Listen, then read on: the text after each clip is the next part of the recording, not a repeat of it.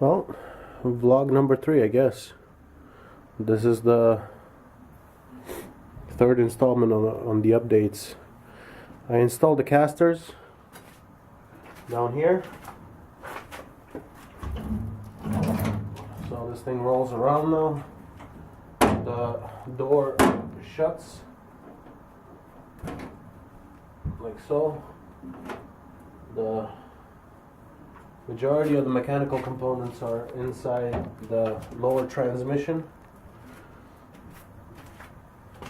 I just have to put the pulleys back in, and there's the motor.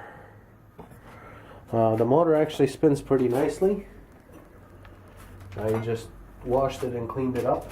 The original wiring for the motor was the insulation was completely cracked, so that puts me at a bit of a disadvantage because I have to replace it, and it's 4 wire, so I'm going to be using two wire chunks to actually replace that, and the grounding is done through the chassis, so at least I don't have to worry too much about grounding, although I may run a second ground from this to the chassis just in case.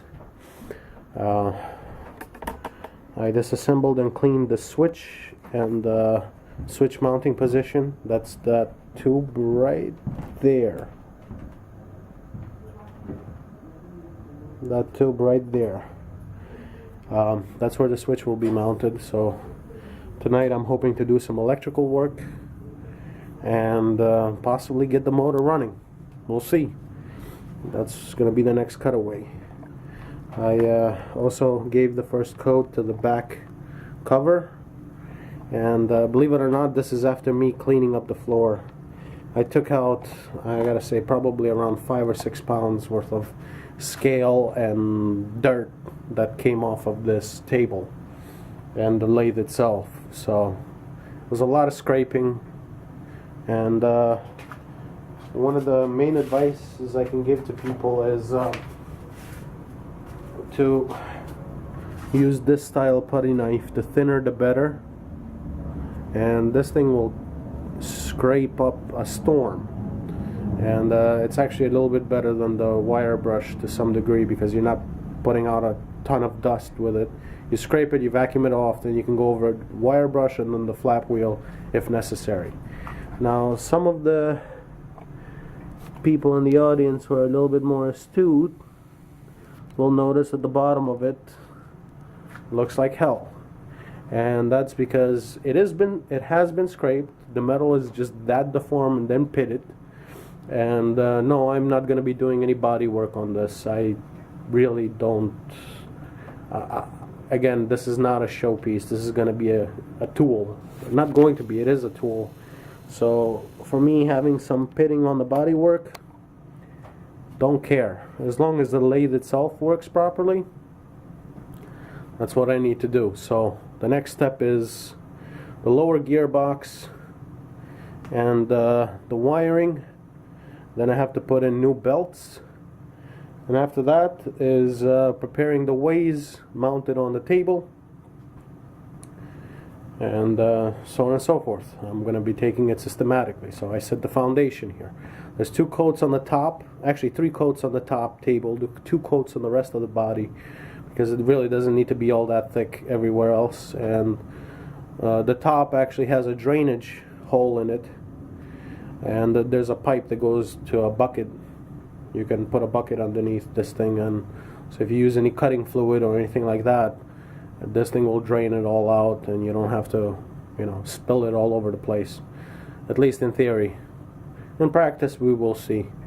There's one thing that I'm changing about the wiring. This thing, for whatever reason, somebody had put in 4 outlets in the back of the lathe, and I want this thing to actually push against the wall as far as possible. I don't want it to stick out that much from the wall, and I really don't need extra outlets in the back of a moving machine. I'm probably going to end up getting rid of the casters anyway and putting some 4x4s underneath this thing so it actually lifts it up 4 inches. It's a more of a comfortable working height for me. I'm 6'1", so different times, I suppose. In either case, at the the last thing I want to do, may not necessarily be the last thing, but I haven't done it yet, is the drawers. The drawers need to be pounded straight, some of the faces anyway, because of the years of wear and tear. And I need to get rid of the locks on those drawers and basically get them ship shape so I can store things in them again. But they have to be scraped up, the scale has to be removed from them. They have to be sealed and then painted as well. I have to grease the rails on the side, and once I get done with that, those will probably be some of the last things I do on this thing. Until then, we'll see. So hopefully the next cutaway is going to be me testing out the motor, the forward and the reverse. I have the switch underneath the camera over here. It's laying on the ground. I cleaned it up, and I have the rest of the switch body. I painted it black. It used to be gray, and since this lathe is basically going to be a black and green kind of theme, I didn't want to make everything green because it's just, you know, a whole green monster kind of deal. I'll play it by ear. It's not really about style, but you know, kind of I had some black paint laying around, so I did that. In either case, see ya.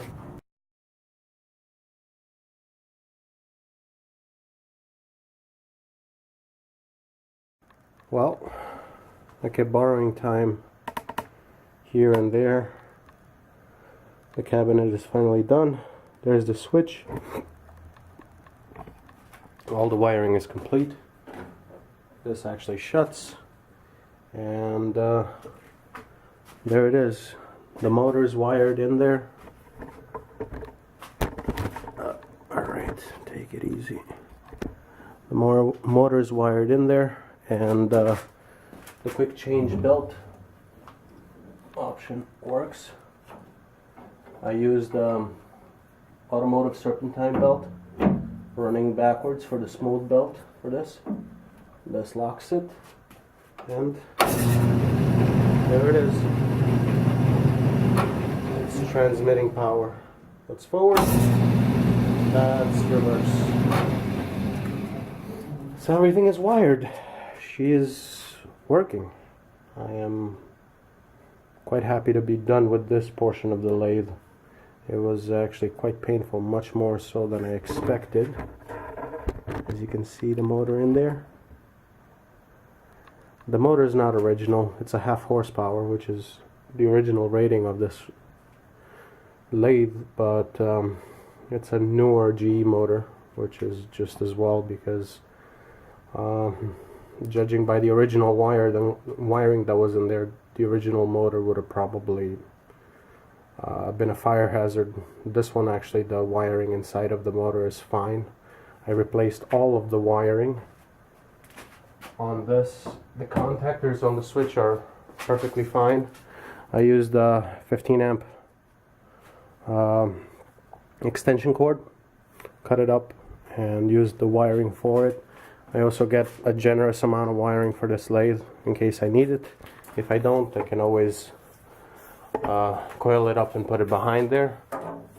I also painted the back panel for the lathe, which is here somewhere, and but the back panel is not necessary right now, as just in case I need to get in there. I don't need to put it in for now, but that's the extension cord that was cut up.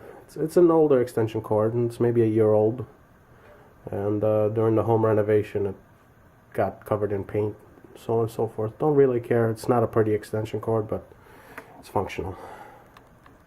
So that's the cabinet. The beltways scared the living crap out of me, to be honest with you. So it was important that this actually closes and locks, because somebody putting their hands in there is going to get a snap finger. That horsepower, 1/2 horsepower rating is quite a bit.